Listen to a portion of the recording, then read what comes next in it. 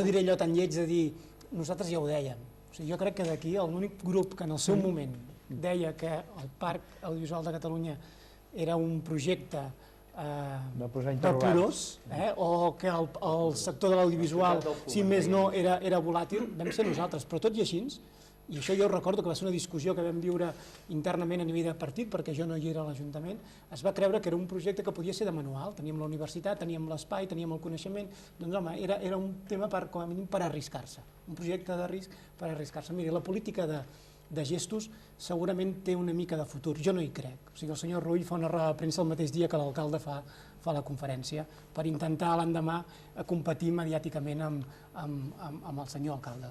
Jo crec que no és una manera de fer política, jo crec que espero que Convergència torni al consens perquè és un projecte de ciutat. Si més no, si no hi torna, a mi personalment, i jo crec que en l'equip de govern ens sabrà greu, però aquest és un projecte que estem disposats a que funcioni.